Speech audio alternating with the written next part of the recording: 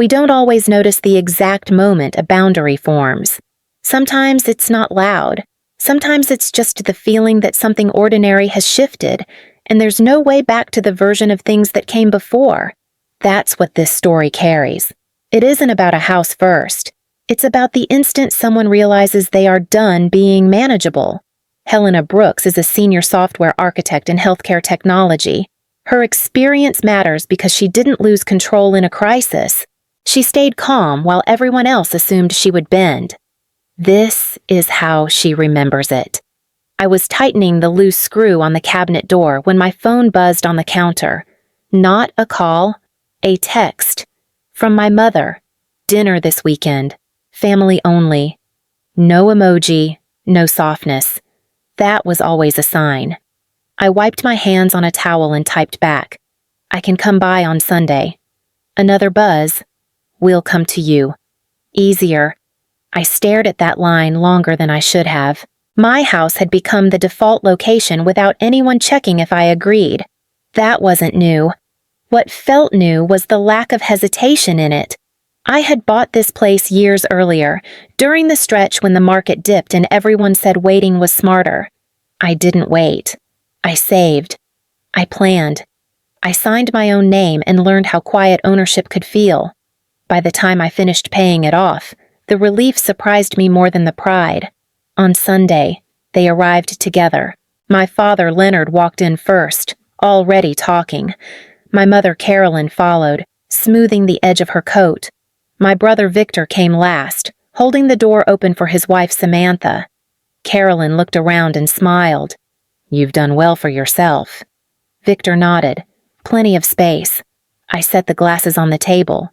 What's going on? Leonard leaned back in his chair. Victor and Samantha are going to need help. The apartment isn't enough anymore. Samantha rested a hand on her stomach. We're just trying to be practical. I didn't answer right away. I waited for the part where someone asked. Leonard continued. This house makes sense. You don't need all of it. I'm not offering it. I said. The room went still. Not angry. Confused. Like I'd skipped a line they expected me to read. Carolyn's voice softened. We thought you'd understand. This was the moment the line appeared. Clear. Unmovable. For a second, we watched the silence settle between us. Not everything breaks loudly. Some things crack because no one knows how to push anymore. From the outside, it looked like a normal family conversation ending too early. I picked up my phone and slid it into my pocket. If this sounds familiar, you already know what came next. Stay with the story. They didn't argue with me that day. That should have worried me more than it did. My family has never been loud when something doesn't go their way. Loud would have meant confrontation. Loud would have meant acknowledging there were sides. Instead, they've always preferred something quieter. A pause, a look, a shared understanding that I was supposed to fix the discomfort I'd just created. After dinner, my mother started clearing the table without asking for help. Plates stacked, napkins folded too carefully. Victor leaned back, scrolling on his phone, his leg bouncing under the table like he was bored already. Leonard watched me the whole time. So, he said eventually, you're doing well at work. Still busy. I answered, healthcare projects don't slow down. That's good. He nodded once. Stability matters. It always meant money when he said it like that. Carolyn glanced at Victor. Your brother's been under a lot of pressure lately. Victor didn't look up. Samantha reached for his hand. It's just temporary. Samantha added, we don't want to be a burden. The word hung there. Burden. It landed on me the way it always did. Leonard leaned forward. Families adjust. That's how they survive. I felt the familiar pull in my chest. The part of me that had learned, early on, that keeping things smooth was my job. Victor struggled, and I compensated. Victor failed, and I steadied the ground. It wasn't written down anywhere, but it was enforced all the same. I'm not adjusting my life for this, I said. Carolyn stopped wiping the counter. Her smile didn't disappear, but it thinned. Helena, don't be difficult. I'm not being difficult. I'm being clear. Victor finally looked up. You always do this. You make it sound like we're asking for something unreasonable. Leonard cut in. No one's attacking you. It was an old move. Frame my boundary as aggression. Turn my refusal into an overreaction. I didn't attack anyone. I said no. Samantha's voice was soft. We thought you cared. The silence after that felt heavier, not explosive, pressurized. I stood and carried my plate to the sink. My hands shook just enough that I noticed. I let the water run until it stopped. When they left, my mother hugged me too tightly. We'll figure this out, she murmured, as if the decision hadn't already been made in her head. After the door closed, the house felt different, not empty, alert. I walked through each room slowly, touching the backs of chairs, the edge of the counter, the door frame near the hall. Things I owned, things I'd chosen. That night, I didn't sleep much, not because I was unsure, because I knew they weren't finished. The news didn't come from Victor or Samantha. It came from my mother, in the middle of a weekday afternoon, while I was reviewing a pull request at my desk. She's pregnant, Carolyn said, her voice bright in a way that felt practiced. We're all very happy. I closed my laptop halfway. Okay. There was a pause. Not the kind that waits for congratulations. The kind that waits for compliance. It changes things. She continued. You understand that? I leaned back in my chair and stared at the ceiling fan. It clicked on the third rotation. The way it always did. It changes their situation. Not mine. Another pause. Longer this time. We just thought you'd want to help, she said. Any decent sister would? That was the first time the word decent showed up. It wouldn't be the last. Over the next few days, the pressure didn't come directly. It filtered in sideways. A woman from my mother's church stopped me at the grocery store. I barely recognized her. She smiled too wide. Your mother must be so proud, she said. A new grandbaby. Such a blessing. That's great for them, I answered, already turning my cart. She lowered her voice. It's hard starting a family these days. Housing, especially. I nodded once and walked away, my pulse picking up between the freezer aisle and produce. On Thursday, an email hit my inbox from an address I didn't know. The subject line read, Community Meal Train. It mentioned Victor and Samantha by name, talked about support, about showing up, about making room. I deleted it without responding. That night, Samantha called. I hope this isn't awkward, she said, breathy, careful. I just wanted to talk woman to woman. I stayed quiet.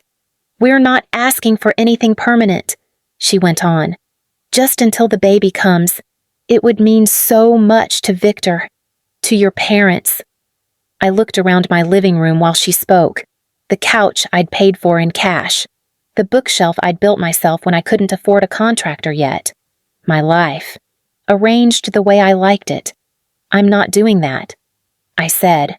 Her breath hitched. Not a sob. Controlled. I don't know how you can be so calm about this. I'm calm because I've already decided. After we hung up, my phone kept lighting up. Messages from relatives I hadn't heard from in years. Short notes, Bible verses, one long paragraph about how families pull together when it matters. I didn't respond to any of them. By Sunday, my parents stopped pretending. Leonard called in the evening. No greeting. You're putting us in an impossible position. I didn't put you anywhere. You're forcing us to choose, he said. I pressed my fingers into the arm of the chair. I'm choosing. You're reacting. He exhaled sharply. You're making this public. That was when it clicked. They weren't upset because I'd said no.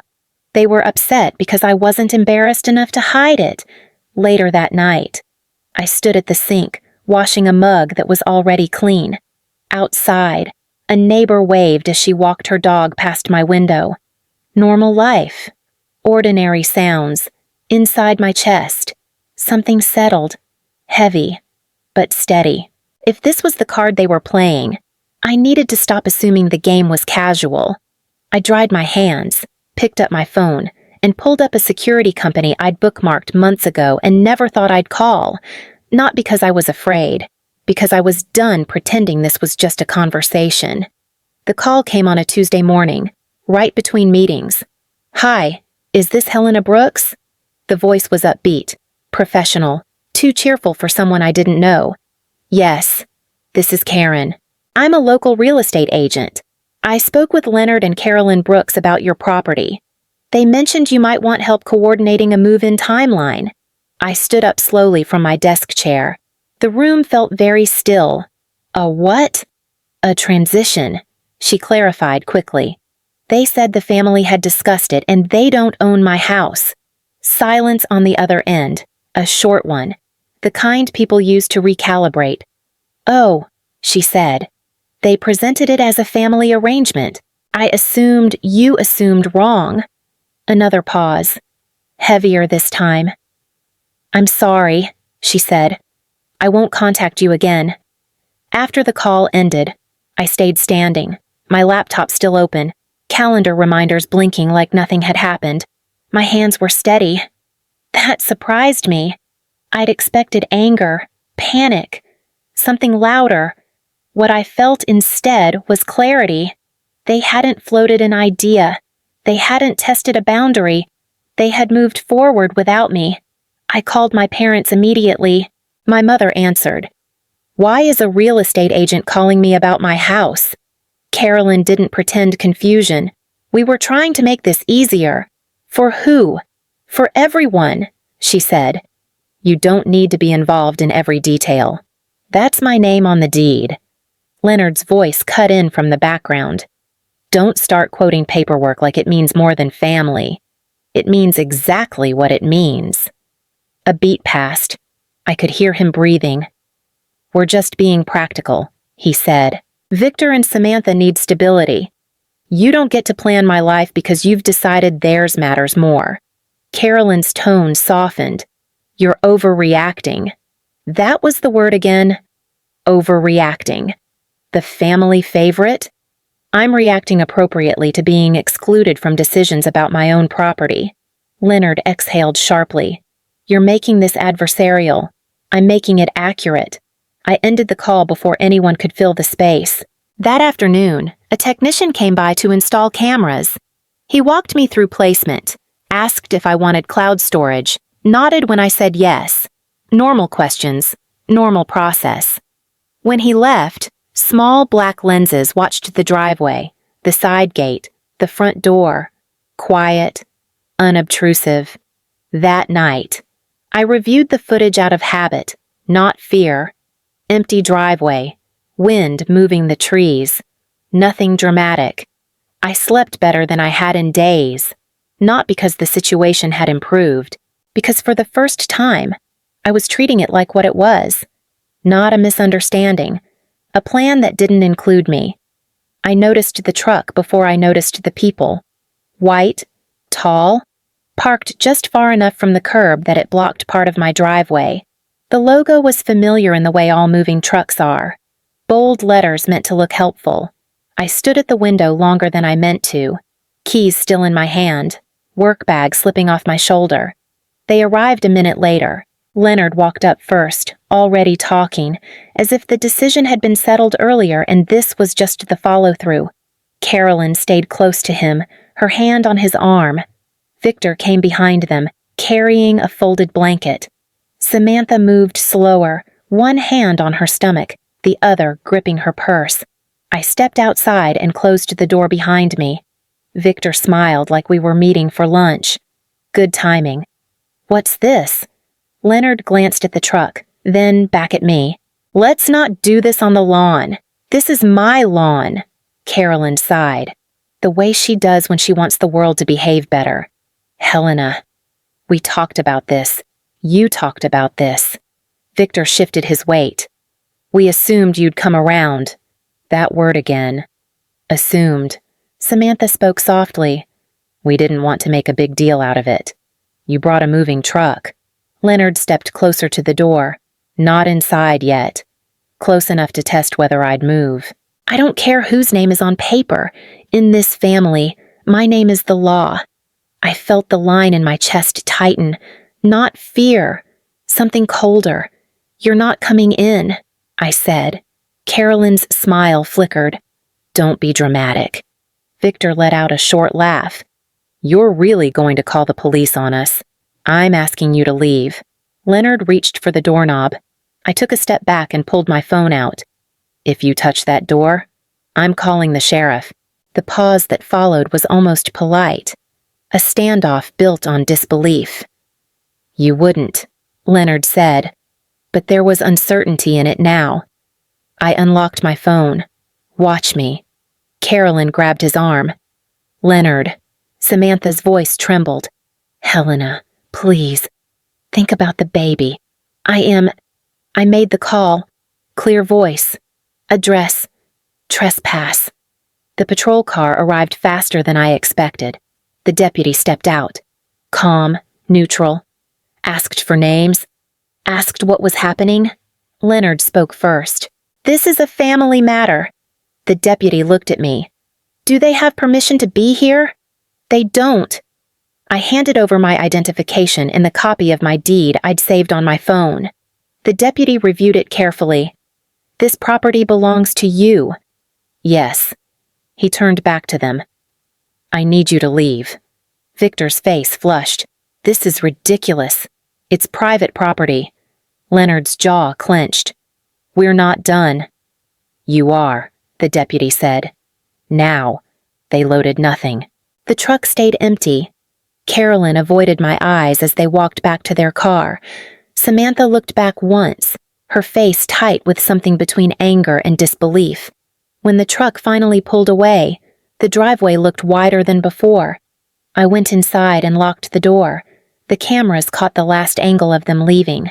I watched it once, then turned the monitor off. The house was quiet again, not peaceful, not yet, but intact. The posts went up the next morning. I didn't see them right away. I was halfway through my first meeting when my phone started vibrating against the desk. Not one buzz. A string of them. Messages from cousins. An aunt I barely spoke to anymore. Someone from high school whose number I didn't even remember saving. By the time I checked, Victor's name was everywhere. He's really hurting. One text read, "Family shouldn't treat each other like that." Said another. A third message just sent a link. I opened it and felt my jaw tighten. Victor had written a long post about loyalty, about how success changes people, about a sister who had forgotten where she came from. He didn't name the house outright, but he didn't have to. He mentioned a growing family, a closed door, a woman who had more than enough. The comments filled fast. Carolyn called an hour later. "Why would you let this go public?" she said. Like I'd spilled something and not noticed. I didn't post anything. "You embarrassed your brother." He embarrassed himself. Her voice sharpened. "You could make this stop." I didn't answer that. That afternoon, I sat at my desk and scrolled through the security footage from the previous weekend. Not because I needed proof. Because something felt off, and I couldn't name it yet. That's when I saw it. The camera from last year's Thanksgiving dinner. Victor in the kitchen, laughing, holding a beer in one hand and my keys in the other. He'd picked them up from the counter, spinning them absent-mindedly while he talked to Leonard. At the time, it hadn't registered. Family does that. Picks things up, sets them down. Except he didn't set them down right away. He turned slightly, his back to the camera for just a second. The keys disappeared into his pocket. When he put them back on the counter later, the angle was different, subtle, easy to miss. I replayed the clip 3 times. My chest went tight. Then, oddly calm, I called him. He answered on the 3rd ring. "You happy now? I know you copied my key." Silence. A long one. "You're reaching. You did it last year. Thanksgiving. I have it on camera." His breath came through the line. Louder now. "You're paranoid. I'm precise." Another pause. Then his voice dropped. Flat. We needed a backup plan.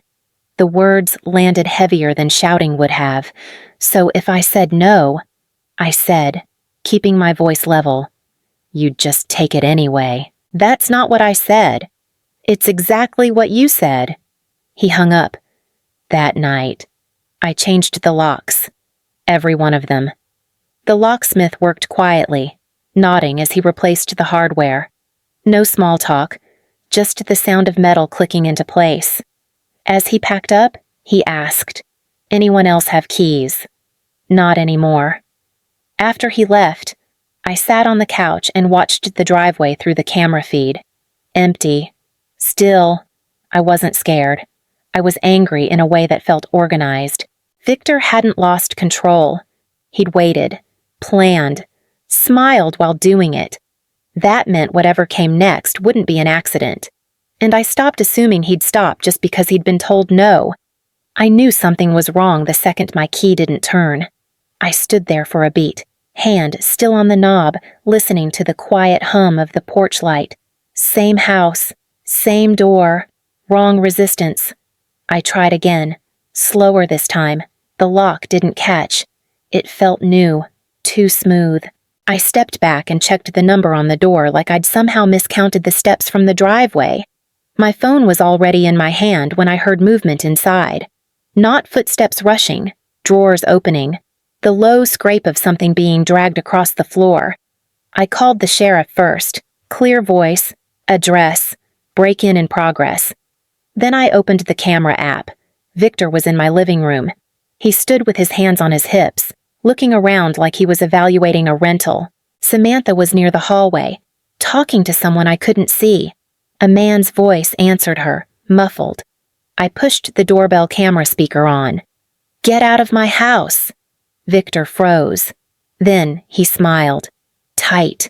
Forced. "You're being dramatic." His voice carried through the door. "We're just settling in. You changed my locks." Samantha stepped closer to the door. "We had to." "You weren't answering. That doesn't give you the right." She glanced over her shoulder. "She said it was fine." She called out, then corrected herself. "I said it was fine."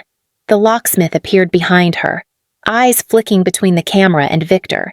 He looked uncomfortable now, hands hovering like he wanted to disappear. "I told him I was the homeowner," Samantha said, louder, firmer. I signed the paperwork. I unlocked the screen and showed the responding deputy the live feed as the patrol car pulled up behind me. He watched for a second, then nodded and walked toward the house. The front door opened from the inside before I could say anything else. Victor stepped out first. "This is unnecessary." The deputy raised a hand. "Sir, step back inside." Samantha followed, one hand on her stomach, the other still clutching the clipboard the locksmith had left behind. Her name was on it. Signature clear. The deputy took it, scanned it once, then looked at her. "You represented yourself as the property owner." She swallowed. "We live here now. You do not." Another patrol car arrived, then another. They went in without rushing. Professional, calm. I stayed on the sidewalk, arms folded tight against the cold. A few minutes later, Victor came out in cuffs. His face was red. Not shocked. Furious. "You're ruining everything," he shouted as they guided him toward the car. Samantha followed, crying hard now, not the careful kind. The sound cracked when they cuffed her too. Leonard's car screeched up just as the doors closed. He jumped out, eyes wild. "This is insane," he yelled. "She's pregnant." One of the deputies answered evenly. "That doesn't change the charges." They read them both their rights: burglary, criminal trespass, property damage. The locksmith stood off to the side, pale. He handed his statement over without being asked. When the cars pulled away, the house sat dark and open behind me. The front door swung slightly in the wind. I walked inside alone. My things were piled in the garage, drawers emptied, closet half open, nothing stolen, just displaced. I stood in the middle of the room and let myself breathe. The cameras kept recording. Steady, unblinking. Outside, the street went quiet again. Inside, the house was still mine. The prosecutor's office smelled faintly of coffee and paper. Not stale, just used. I sat across from a woman with a neat bun and a yellow legal pad balanced on her knee.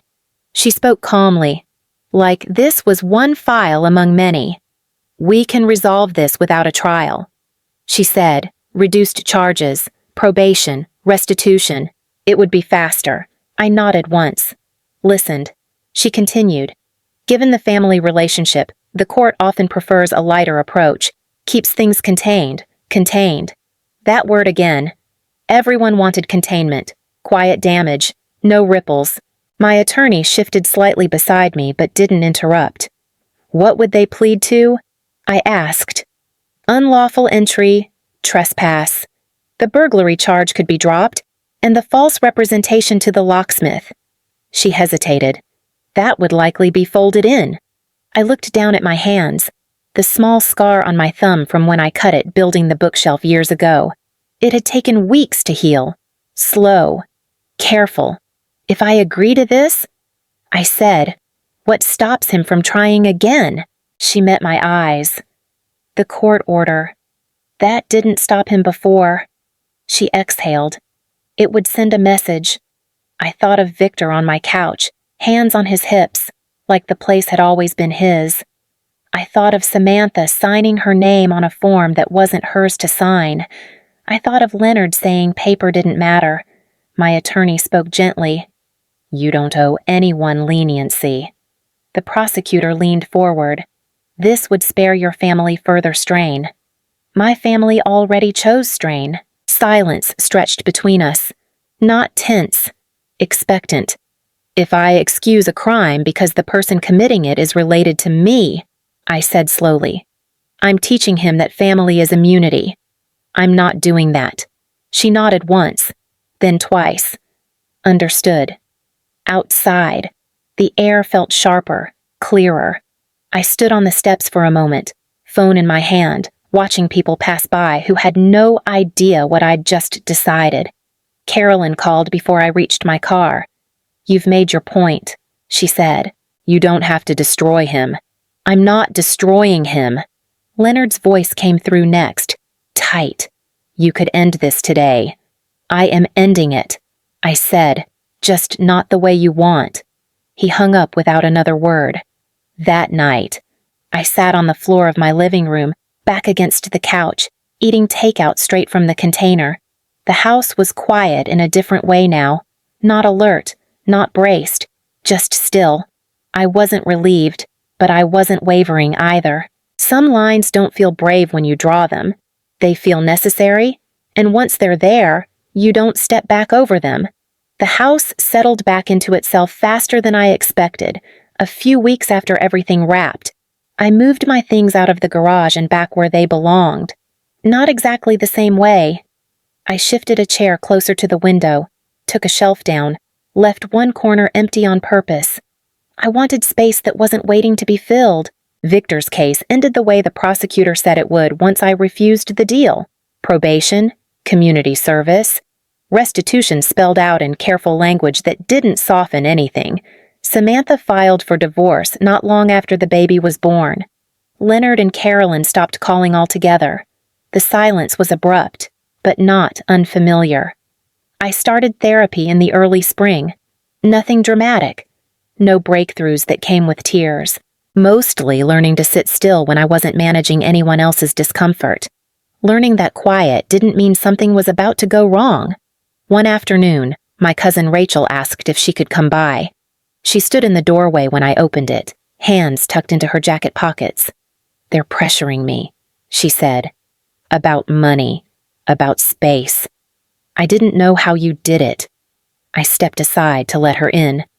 We sat at the kitchen table. I told her what I could, what I'd learned the hard way. Not rules, not advice, just what it felt like to stop explaining myself. She nodded slowly. "I thought you were cold." "I know." She left an hour later, shoulders a little lower, lighter. "That night, I sat on the couch with my feet tucked under me, the windows cracked open to let the evening air through. No calls, no messages, just the sound of a neighbor's radio somewhere down the street and the soft click of the thermostat kicking on.